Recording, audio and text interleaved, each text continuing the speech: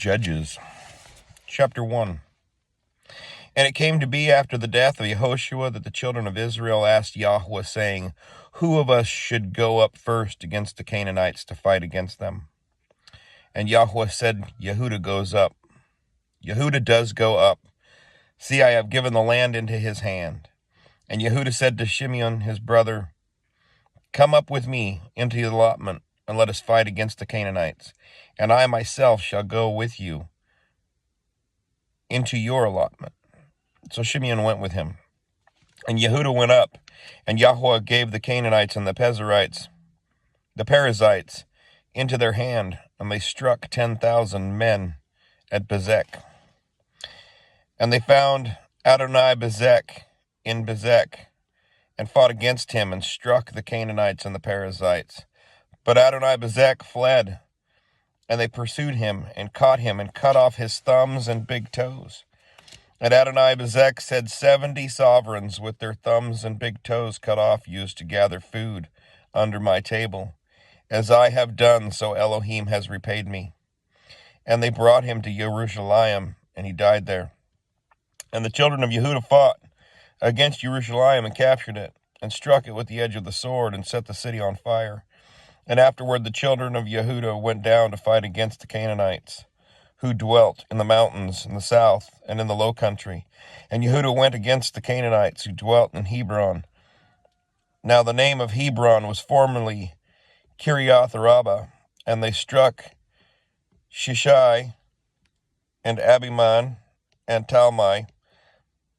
And from there they went against the inhabitants of Debir. Now the name of Debir was formerly Kiriath-Sepher. And Caleb said, He who smites Kiriath-Sepher and shall capture it, to him I shall give my daughter Achsah as wife. And Othniel, son of Kenaz, Caleb's younger brother, captured it, and he gave him his daughter Achsah as wife. And it came to be, when she came in, that she urged him to ask her father for a field. And when she got off from her donkey, Caleb said to her, What is the matter? And she said to him, Give me a blessing. Since you have given me land in the south, give me also springs of water. So Caleb gave her the upper springs and the lower springs. And the children of the Canaanite father-in-law of Moshe went up from the city of palms, with the children of Yehudah into the wilderness of Yehudah, which is in Negeb of Arad, and they went and dwelt among the people. And Yehudah went with Shimeon his brother, and they struck the Canaanites who inhabited Sephath, and put it under the ban. So the name of the city was called Hormah. And Yehudah captured Azah and its border, and Ashkelon and its border, and Ekron and its border. And Yahweh was with Yehudah, so they took possession of the mountains. But they were unable to drive out the inhabitants of the plain, because they had chariots of iron. And they gave Hebron to Caleb, as Moshe had said, and he drove out from there the 3 sons of Anak. However, the children of Benjamin did not drive out the Jebusites who inhabited Jerusalem, so the Jebusites have dwelt with the children of Benjamin in Jerusalem to this day. And the house of Joseph also went up against Bethel, and Yahweh was with them. And the house of Joseph sent men to spy out Bethel. Now the name of the city was formerly Luz, and the watchmen saw a man coming out of the city, and they said to him, Please show us the entrance to the city, and we shall show you loving commitment. So he showed them the entrance to the city, and they struck the city with the edge of the sword.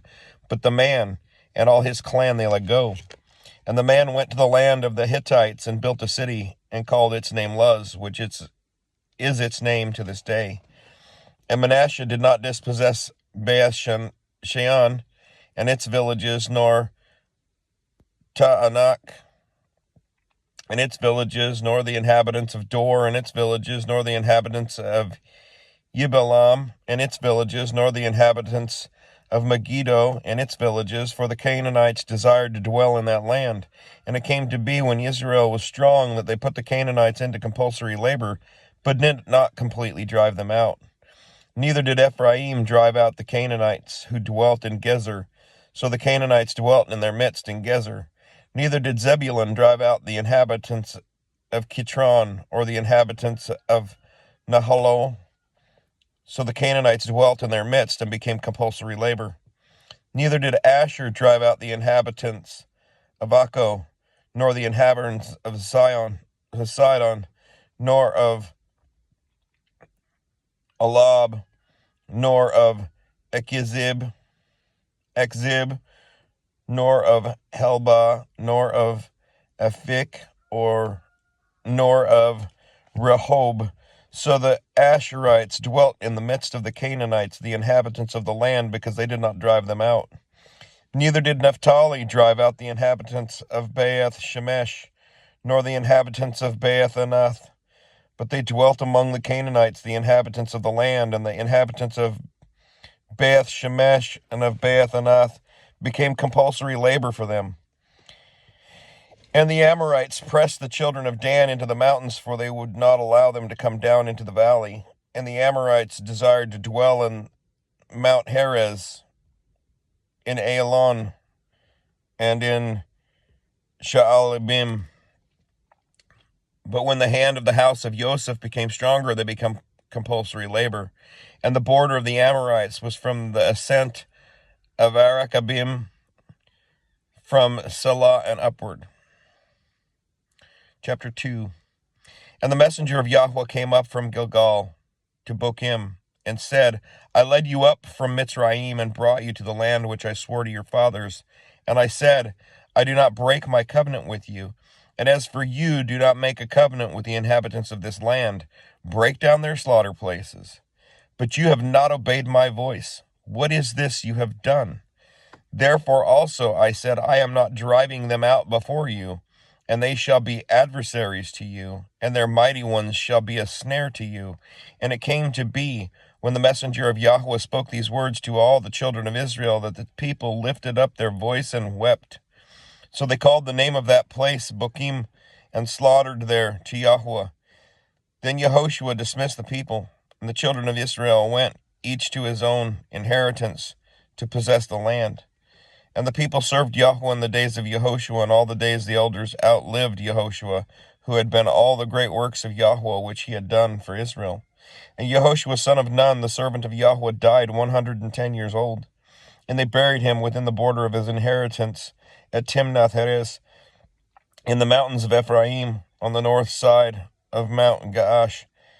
And all the generation were likewise gathered to their fathers, and another generation arose after them, who did not know Yahweh, nor the work which he had done for Israel. Then the children of Israel did evil in the eyes of Yahweh, and served the Baals, and forsook Yahweh, Elohim of their fathers, who had brought them out of the land of Mitzrayim, and went after other mighty ones of the people who were all around them. And they bowed down to them and provoked Yahweh. So they forsook Yahweh and served Baal and the Ashtaroths. And the displeasure of Yahweh burned against Israel. Therefore he gave them into the hands of the plunderers who despoiled them. And he sold them into the hands of their enemies all around, and they were unable to stand before their enemies any longer. Whenever they went out, the hand of Yahweh was against them for evil, as Yahweh had spoken, and as Yahweh had sworn to them, and they were distressed greatly. Then Yahweh raised up rulers who saved them from the hand of those who plundered them. However, they did not listen to their rulers either, but went whoring after other mighty ones, and bowed down to them. They soon turned aside from the way in which their fathers walked in obeying the commands of Yahweh. They did not do so. And when Yahweh raised up rulers for them, Yahweh was with the ruler and saved them from the hand of their enemies all the days of the ruler. For Yahweh had compassion on their groaning because of those who oppressed them and crushed them. And it came to be when the ruler was dead that they would turn back and do more corruptly than their fathers, to go after other mighty ones, to serve them and bow down to them. They did not refrain from their practices and from their stubborn way. And the displeasure of Yahweh burned against Israel. And he said, because this nation has transgressed my covenant that I commanded their fathers, and has not obeyed my voice, I shall no longer drive out before them any of the nations which Yehoshua left when he died. in order to try Israel by them, whether they would guard the way of Yahweh to walk in them, as their fathers guarded them, or not. So Yahweh left those nations without driving them out at once, and did not give them into the hand of Yehoshua. Chapter 3. And these are the nations which Yahweh left to try Israel by them, all those who had not known the battles in Canaan, only that the generation of children of Israel might know, to teach them battle, only those who before did not know them. 5 princes of the Philistines, and all the Canaanites, and the Sidonians, and the Hittites, who dwell in Mount Lebanon, from Mount Baal Hermon to the entrance of Hamath. And they were to try Israel by them, to know whether they would obey the commands of Yahweh which he had commanded their fathers by the hand of Moshe. Thus the children of Israel dwelt in the midst of the Canaanites, the Hittites, and the Amorites, and the Perizzites, and the Hivites, and the Jebusites. And took their daughters to be their wives, and gave their daughters to their sons, and they served their mighty ones. Thus the children of Israel did evil in the eyes of Yahweh, and forgot Yahweh, their Elohim, and served the Baals and the Asherahs. And the displeasure of Yahweh burned against Israel, and he sold them into the hand of Cushan Rish Athaim, sovereign of Aram Naharim. And the children of Israel served Cushan Rish Athaim 8 years. And when the children of Israel cried out to Yahweh, Yahweh raised up a Savior for the children of Israel, who saved them. Othniel, son of Kenaz, Caleb's younger brother, and the Spirit of Yahweh came upon him. And he ruled Israel and went out to battle. And Yahweh gave into his hand Cushan Rish Athaim, sovereign of Aram Naarim, and his hand prevailed over Cush Rish Athaim, and the land had rest for 40 years. Then Othniel, son of Kenaz, died, and the children of Israel again did evil in the eyes of Yahweh. And Yahweh made Eglon, sovereign of Moab, strong against Israel, because they had done evil in the eyes of Yahweh. And he gathered to himself the children of Ammon and Amalek, and went and struck Israel, and they took possession of the city of palms. And the children of Israel served Eglon, sovereign of Moab, 18 years. And when the children of Israel cried out to Yahweh, Yahweh raised up a Savior for them, Ehud, son of Gera, a Benjamite, a man impeded in his right hand. And by him the children of Israel sent a present to Eglon, sovereign of Moab. And Ehud made himself a sword. It was double-edged and a cubit in length, and he girded it under his long robe on his right thigh. And he brought the present to Eglon, sovereign of Moab. Now Eglon was a very fat man, and it came to be that when he had finished bringing near the present, he sent away the people bearing the present. But he himself turned back from the stone images that were at Gilgal, and said, I have a secret message for you, O sovereign. And he said, Be silent. And all those standing beside him went out from him. And Ehud came to him while he was sitting in his cool roof room. And Ehud said, I have a message from Elohim for you. So he arose from his seat, and Ehud reached with his left hand, and took the sword from the right thigh, and thrust it into his stomach. And the handle went in after the blade, and the fat closed over the blade, for it did not draw the sword out of his stomach. And it came out behind. Then Ehud went out to the porch, and shut the doors of the upper room behind him, and locked them. And when he had gone out, his servants came to look, and saw the doors of the roof room were locked. So they said, He is only covering his feet in the cool roof room. And they waited until they were ashamed, but saw that he was not opening the doors of the upper room. So they took the key and opened them, and saw their master fallen to the ground dead. But while they were delaying, Ehud escaped, and had passed beyond the stone images, and escaped into Syria. And it came to be, when he arrived, that he blew the shofar in the mountains of Ephraim, and the children of Israel went down with him from the mountains, with him leading them. And he said to them, "Follow me, for Yahweh has given your enemies, the Moabites, into your hand." And they went down after him, and took the fords of Jordan leading to Moab, and did not allow anyone to pass over. And they struck about 10,000 men of Moab at that time, all robust and brave men, and not a man escaped. And on that day Moab was humbled under the hand of Israel, and the land had rest for 80 years. And after him was Shamgar, son of Anath, and he struck 600 men of the Philistines with an ox goad, and he too saved Israel. Chapter 4. And when Ehud was dead, the children of Israel again did evil in the eyes of Yahweh. Therefore Yahweh sold them into the hand of Jabin, the sovereign of Canaan, who reigned at Hatzor. And the commander of his army was Sisera, who was dwelling in Harosheth Hagoim. And the children of Israel cried out to Yahweh because he had 900 chariots of iron, and for 20 years he harshly oppressed the children of Israel. And Deborah, a prophetess, the wife of Lapidoth, was ruling Israel at the time. And she was dwelling under the palm tree of Deborah between Ramah and Beth El in the mountains of Ephraim. And the children of Israel came up to her for right ruling. And she sent and called for Barak, son of Abinoam, from Kadesh in Naphtali, and said to him, "Has not Yahweh Elohim of Israel commanded? Go, and you shall draw towards Mount Tabor, and shall take with you 10,000 men of the sons of Naphtali and of the sons of Zebulun. And I shall draw unto you Sisera, the commander of Jabin's army, with his chariots and his company at the Wadi Kishon, and shall give him into your hand." And Barak said to her, "If you go with me, then I shall go. But if you do not go with me, I do not go." And she said, "I shall certainly go with you. Only there shall be no esteem for you in the journey you are taking,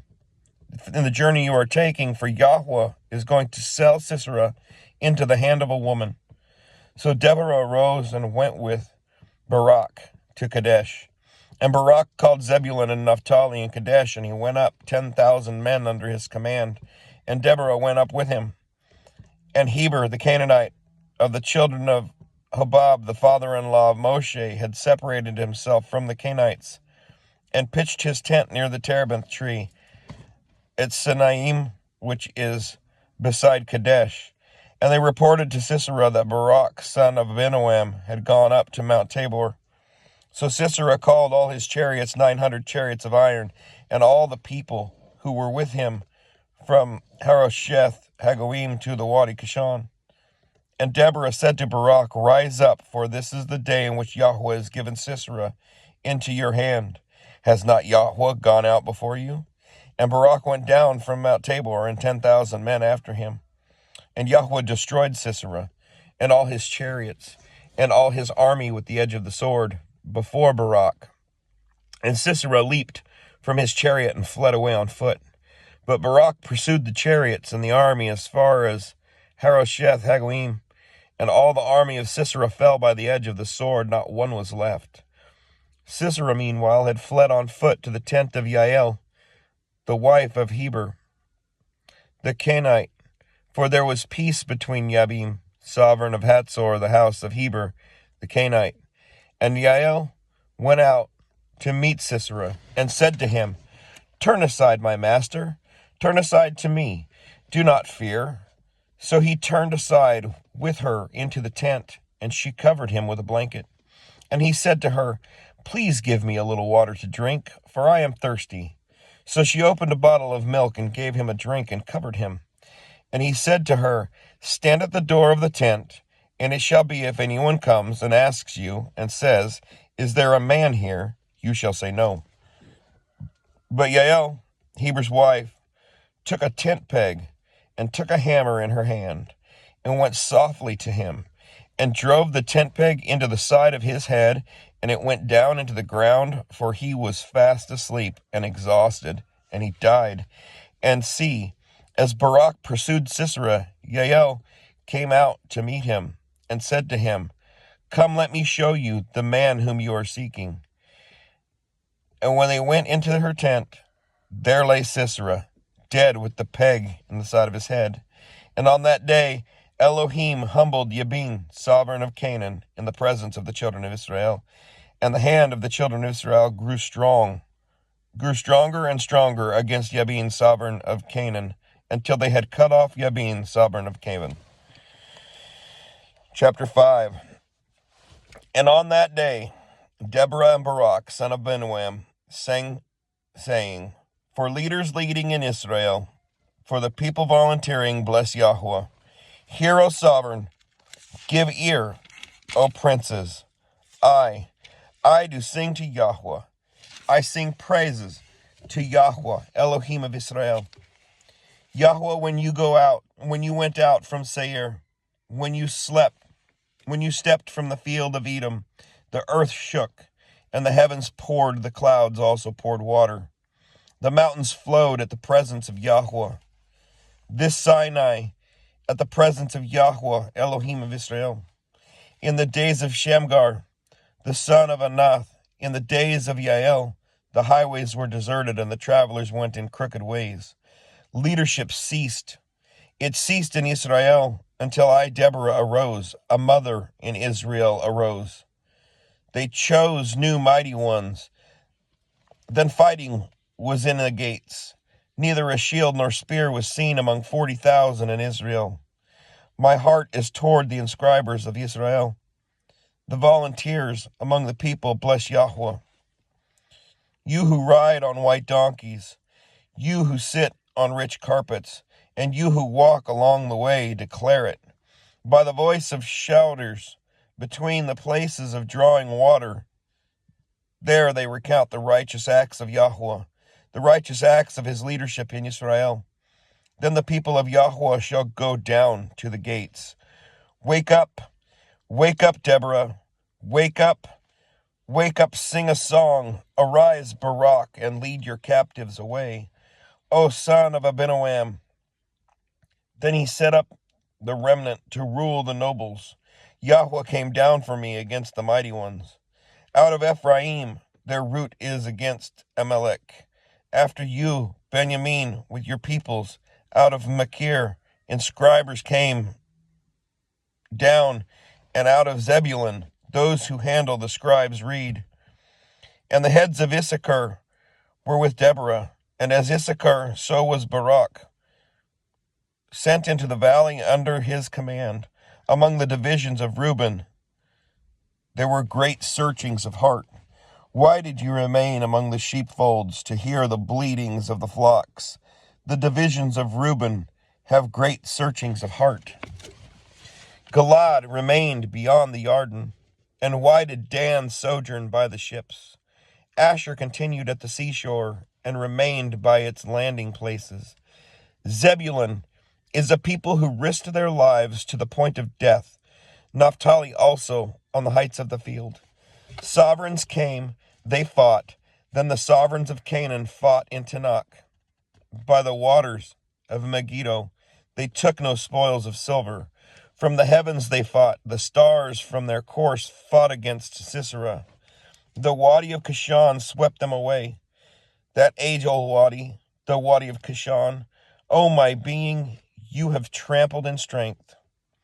Then stamped hoofs of horses with the galloping of his steeds. Curse, Meroz, said a messenger of Yahweh. Curse its inhabitants, because they did not come to the help of Yahweh, among the mighty. Blessed above women is Yael, the wife of Heber, the Canaanite. Above women in tents she is blessed. He asked for water, she gave him milk. She brought out curdled milk in a bowl for nobles. She stretched her hand to the tent peg, and her right hand to the workman's hammer. Then she pounded Sisera. She smashed his head. She pierced and struck through the side of his head. Between her feet he bowed. He fell. He lay still. Between her feet he bowed. He fell. Where he bowed, There he fell, destroyed. Through the window, the mother of Sisera looked and cried out through the lattice, "Why does his chariot delay to come? Why have the steps of his chariots tarried?" The wise ones of her princes answered her. Indeed, she answered herself. Do they not find and divide the spoil? A girl or two for each man, a spoil of dyed work for Sisera, a spoil of dyed work embroidered, dyed work richly embroidered for the necks of the looter. So do all your enemies perish, O Yahweh, but let those who love him be like the sun rising in its might, and the land had rest 40 years. Shalom. Until next time.